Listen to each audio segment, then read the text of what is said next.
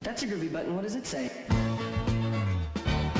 Hey, it's just what the world needed. Another Monkees podcast.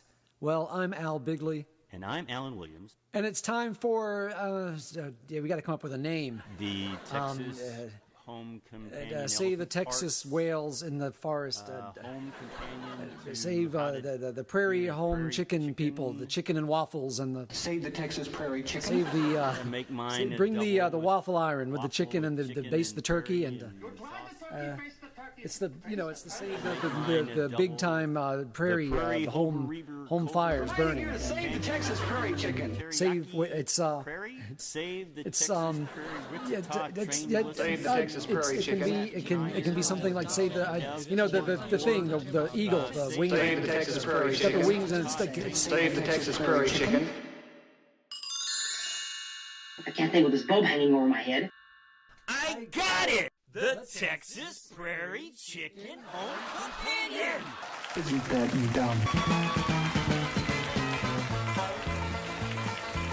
And with that auspicious introduction, we welcome you to the premiere broadcast of the Texas Prairie Chicken Home Companion podcast. The most anticipated podcast, well, in at least the last 10 or 15 seconds. We are so happy you've joined us for the next little while as we ruminate and reminisce about four people who have impacted our lives for over half a century now. And you have to bear with me, I'm struggling with allergies this week, which makes my normally incredible voice almost as sexy and sultry as that of Peter Torks. Well, how do I follow that? But I mentioned the four guys that we're talking about. Billy Roy Hodstetter, Loxley Mendoza, the astonishing Pietro, and that never-to-be-forgotten Edith Sidebottom. Oh, yeah, that's it. Of course, they're also known as Groucho Mike, Mickey, Peter, and Davey, the Monkees. You know, Alan, for 50 years now, the guys have been part of that musical earworm we lean on daily and brought us so much laughter with their zany antics. So, beginning today, we pay homage to them the only way we can, by talking about the show, the music, the people involved, and our four heroes themselves. And listen, listen. Don't tell anybody I told you. Don't tell anybody I told you this. But as a special bonus to all the people out there that are listening today, I got a special treat at the end of the podcast. I'm going to show once and for all, solve an urban legend regarding Papa Nez. Well, at least one that's been bugging me for 20 years. Oh, very good. Well, first up, allow us to introduce ourselves to you here and now. I'm Al Bigley, also known as Mr. Schneider around my house, because I move about as much as Mr. Schneider. I'm about as active, actually. My background in Monkees fandom is I discovered the show in the early 70s when it was on in reruns on Saturday morning. I am what you call a second-generation fan. No, you guys that caught it in the 80s on MTV are not second-generation fans. Let's clear that up right now. Am I getting all... Is the vein popping? Yeah. You kids get away from those TVs there. Right. We had televisions we made with wood and the steam, the bellows, and we pumped, and you got to... Okay, anyway, enough shtick. Well, maybe. Okay, listen. No, I saw them Saturday morning, and I really liked the show, and of course, being a fan back then, you just had to scrabble and scramble for what you had. Handful of albums here and there. Later, they had the afternoon reruns in the late 70s when the show was sold to syndicated stations all over the country, and have never stopped being a fan. Well, next time, tell us how you really feel. No, I'm kidding. Get off my record collection. And I am Alvin. No, this is not about the chipmunk. I'm Alan Wilbur Zeckenbush Williams. Unlike Mr. Bigley, we still want a hula hoop. We can hardly. I am old enough to be a first-generation monkey maniac. Yes, I'm legit. Can I touch you? Yeah, just watch where those fingers... I don't know where those fingers have been. Come on. Loosen up. I find that fascinating, Captain. I was 6 years old on September 12th, 1960. Yes, I was 6 once. A long, long ago in a galaxy... No, wait a minute. That's Star Wars. That's not the right... But I was 6 years old, and I was in front of the television watching NBC, September the 12th, 1966, at 7:30, 6:30 Central Time.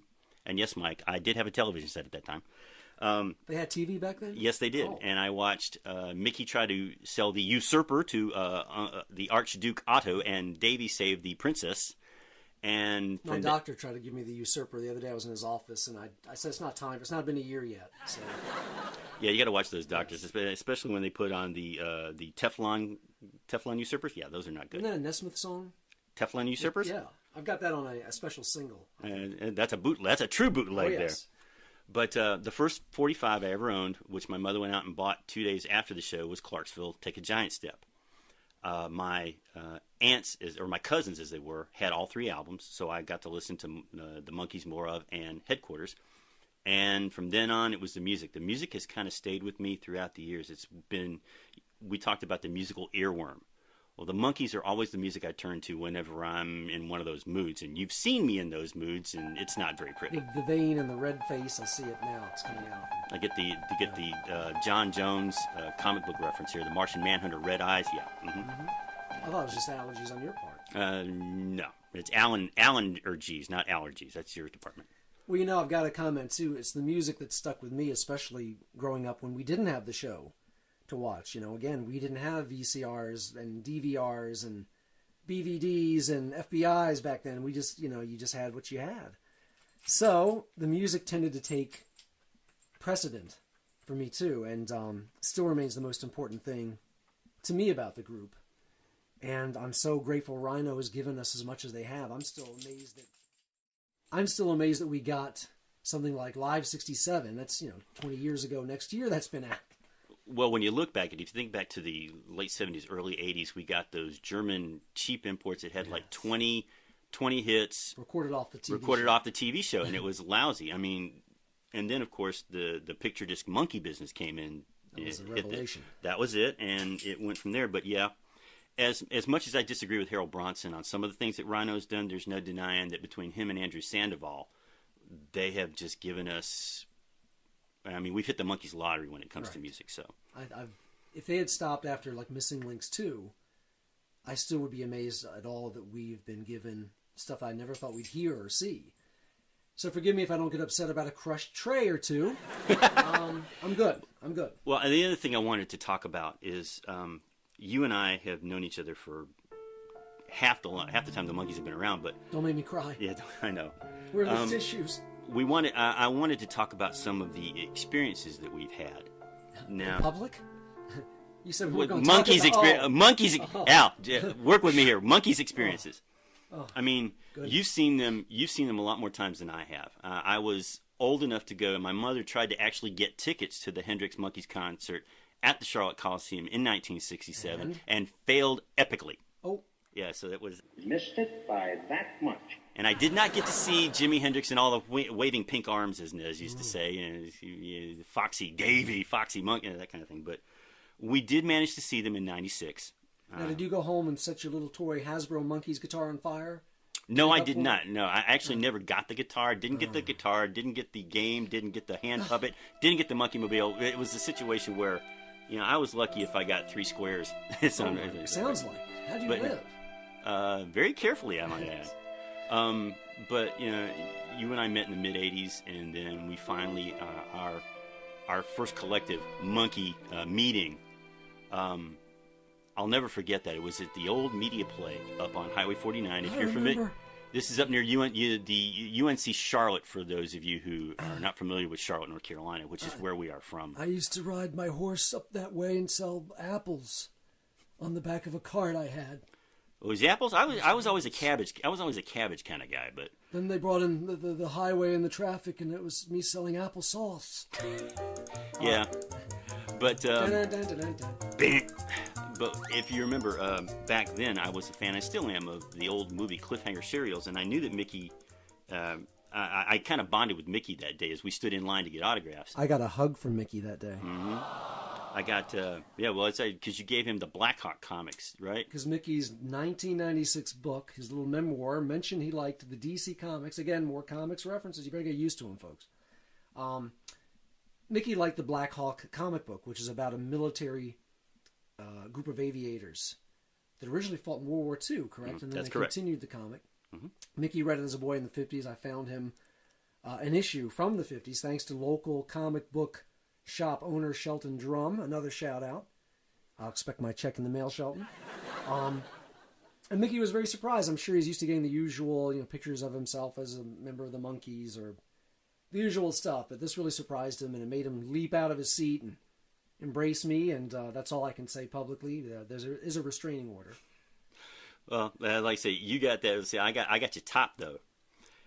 I heard that about you. In 1945, his father George Dolans was a character actor under contract to Columbia Pictures. And he made a very forgettable 15-chapter cliffhanger serial, which is for those of you kids who've never seen something like that before. It was a 20-minute episode, and it always used to say "to be continued." It's kind of like Raiders of the Lost Ark, but that's probably even too old for you young punks. So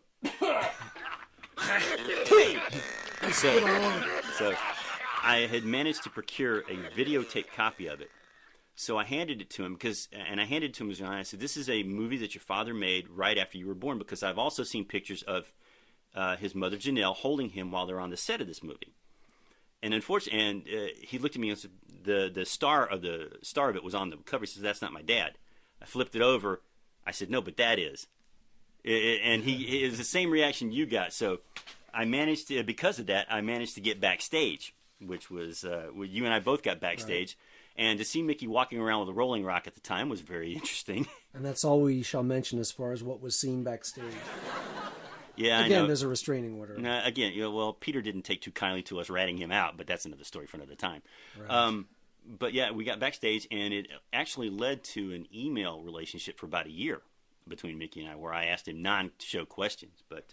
Well, shows about his dad and about trying to find stuff from his dad on eBay. That's right. I remember that. And this is about the time also Facebook was being born and the internet as we know it now. Mm-hmm. Actually, the late '90s. So Facebook was still a long time away. But true. But we had the internet, and you didn't have to throw a roadie on the fire to make it go. So, but nobody mails letters anymore. But we had the forum posting groups. Oh my God! You remember those? Yeah, barely. But and then all the white type on the black background, and yes, and then you couldn't really respond immediately to some idiot who'd come up with say something stupid. But I wish someone would invent something online where you could do that. Like somebody comes up with a political post and you don't like it, and you could immediately type in a comment, and everybody gets angry and everybody's upset. But that's just a pipe dream right now. Al, yes, I hate to tell you this, but it's called Facebook. It's called what book? Facebook. What about my face? Or the Twitter. The Twitter, that's filthy. You were not supposed to mention those words on this podcast. You told me. The Twitter. You told me. Hey, that sounds like a song. Never mind. I used to have a girlfriend that would do the Twitter. God, oh my God, don't get me started. Isn't that dumb? Yeah. But then again, as I said, you've seen them more times than I did. You've drove down to Atlanta to see Nez solo. I remember that in 92. Back in 92. Car broke down, actually, but we still made it. Yep, and the only other time I got to see them was you and I went to see You and I? That sounds like a good song cue. Yeah. You're welcome. And not the Justice version, although I like Justice for all you Justice haters. Or you mean that Neil Young guitar version of you and I? Okay. That young Neil Young guy is. You better keep an eye on him. He's going places. But and got to see them in '96 just before Good Times came out, and it was nice to see them do "She Makes Me Smile." Yes. But the idea, the fact that we're not going to see the three of them again, it's a little sad. But Nez has been so gracious over the last 3 or 4 years. Never thought we'd see it. So but it's been. I mean, we've both had a lot of interactions with, and you and I. We would always go up to a little town near Winston-Salem, North Carolina, called Louisville, to see Peter and his two-man band partner James Lee Stanley perform, and it was always great. Very small, intimate shows. And I can honestly say, I bought Peter Tork dinner one night. It was at that Cracker Barrel. Somebody had to do it. I saw him in that Cracker Barrel. Same. That's what I'm talking about. I paid for his dinner. Oh, that's right. That's right. Yes, but wouldn't sit with us, but we paid for his dinner. That's all right. I'm kidding. He took our money. He took our money at the show after the show. So yes, but a day of money exchanging hands. As you can tell, we have a good time sitting there talking about the guys, and that's what I'm hoping that we'll get the chance to do more often. To give you, I know a lot of you guys out there are third and fourth generation Monkee fans who discovered them at MTV in '86. These blasted kids. Yeah, but I think I can bring a perspective from 20 years before that. So we're going to have a lot of fun. There's a lot of things that Al knows. There's a lot of things that I know. There's some things we don't know. But we're going to try to share this with you and have a good time doing it. We hope that you will tune in. Now, I'm going to tell you up front, I can't guarantee the consistency of these because unfortunately, our work schedules and everything that we've got going makes it a little tough for us to do this. You work? Yeah, believe it or not, I do. I've heard a lot about that work thing. I could watch it for hours. I'm so fascinated by it. Work. Wait a minute, that sounds like a Rihanna song. Never mind. But who's Rihanna? Yeah, that's right. We don't care about Rihanna. We only care about the Monkees. And we hope to cover some things that the other podcasts don't. Some unique perspectives, some surprises, hopefully. And I have a list of 175 gazillion people long that I at some point I'd like to try to interview because there's some things we'd like to get their perspective on it as well because they were there. They were part of it. And the good news is there's still a lot of people still with us. Excellent. Up in age, like Rosemarie is pushing 170. What's wrong with that? Nothing wrong with that. 170? She's a young chip. You got her number? Is that your Adam West? Is that your 88-year-old Adam West? This is my Adam West. Julie Newmar was a frequent Monkees guest star. Still creates curious stirrings in my utility belt. To the Matt Pulls, Robin. That is the kind of stuff that you will get into because you never know what we're going to say or actually who we're going to say it as. Oh, you lucky people. That's right. Lucky people. So that about wraps it up for this edition. Wait. Huh? What? You're forgetting something. Oh, sorry about that. Oh, great. Yes. Seer of the North. That's right. I promised you guys for listening to us ramble for a while that I'm gonna end an urban legend that I discovered the first time. Now, to preface this, I'm going to take you back to the introduction of the Monkees Blow Their Mind episodes where Nez and Frank Zappa are sitting together talking. At 7 years old, I really had no idea who the hell Zappa was or what he was doing on the set. But in the middle of this, Zappa drops this little bombshell. You know that after I quit the show, I'm going to join the Byrds, don't you? No, I didn't know that. When you quit the Mothers, who are you going to join? I may join the Byrds, too. Okay, now at the time, again, being 7 years old, didn't understand it, but if you watch the episode when he says that, it kind of throws Nez off. It does. So, what really planted the seed for this urban legend for me was Glenn Baker's book, Monkey Mania, where he talks about Nez playing steel guitar with the Byrds, and the urban legend that the Byrds sang backup on What Am I Doing Hanging Around, even though Chip, Mickey, and Peter and Davey are credited as the backup vocals. So, do we need to explain to the younger listeners what a book is? You think they know? No, I think that if they're in school, they still have them in the libraries, is what I'm understanding. Okay, go. All right, so not having access to Papa Nez, and we all know as Nez goes, he's very selective as to any type of fan-type questions he responds to. So I did the next best thing. I found Roger McGuinn's official Twitter account, and I tweeted him. I'd asked him, I said, can you clear up urban legend for me? Were there ever any talks about Michael Nesmith joining the Byrds in '68? Well, here's the answer. A couple of days later, he responds, Mike Nesmith and I were friends in the 60s, but there were never any talks about him joining the Byrds. So, if you ever thought about the possibility after you've seen that episode that Nez was going to join the Byrds but never did, sorry, folks, that urban legend is just that, a myth. So tune in again next time for this Monkey Mythbusters. Monkey Mythbusters. That's easy for me to say. Did you forget your teeth again? Yes, I did. Well, you see, you can't say this podcast does not give you something. We delivered that little myth-busting tidbit, and hopefully it was worth it. Crickets. Wait, Yeah. Hello. That wasn't a joke. That was Hello. Is this thing on? That was heartfelt emoting. Oh, Al! Don't do Did you it! see the vein and the redness and the... Are you hulking up again? No, Something's sorry. happening. Okay. I took the orange pills today. Okay. I don't know what's going on. Well, we hope, like I say, we hope to be able to The bring colors. these... The colors, man. The colors! Oh, no! Do you see them too? Wait a minute, isn't that Timothy Leary? Isn't that Timothy Leary in the corner? I'm sorry. He's in a bus made out of porcupine feathers. We hope to bring you this podcast as often as we can.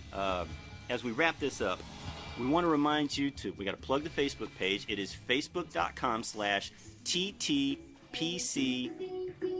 PCP? No. Just search the Texas Prairie Chicken Home Companion. And you'll see it on Facebook. Everyone's all on Twitter about it. And Twitter! You say that word again, we're going to get slapped with a fine or something, like the Howard Stern man. But, yeah, the Texas Prairie Chicken Home Companion page that you guys have embraced. Again, I want to throw a public shout-out to Ken Mills, the Podfather, for giving us the rub and guiding us a little bit. Ken gave you the rub, too? Yeah, well, cool. I'm talking about like a wrestling. Let me go pro wrestling here. You know, when a veteran gives... I need some time alone. Check, please. Now, let us also point out, we are not affiliated with the Monkees or Rhino Records, any of their families or friends.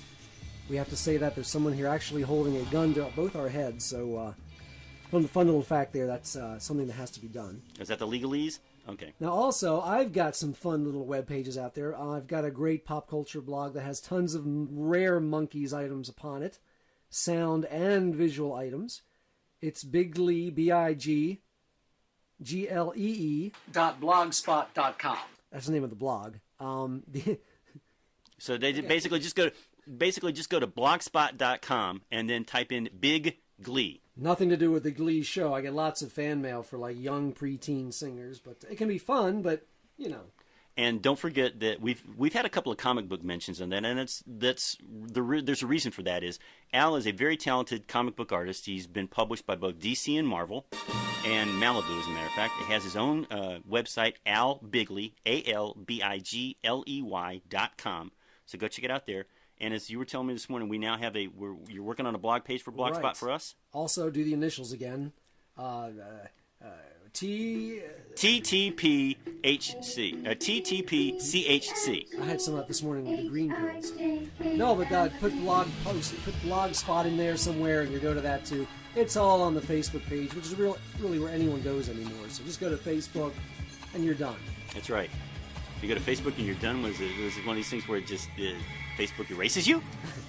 That's probably coming soon. All right. But we want to thank you guys for hanging out with us and listening to us ramble. We promise that the next time will be a little bit more coherent. Al will be definitely on his Zyrtec or his allergy medicine, and we will try to come up with more creative Monkees related names next time. So until then, this is Michael Nesmith, and this is Peter Tork, and Mickey Dolans, and Davy Jones. Al, I got this. Okay, I got this. This is Alan for Al, or Al for Alan, or one of us, all for one and one for all, reminding you to check out the Texas Prairie Chicken Home Companion podcast the next time we see you, and we will hober-reber-seber you down the road. Is that legal?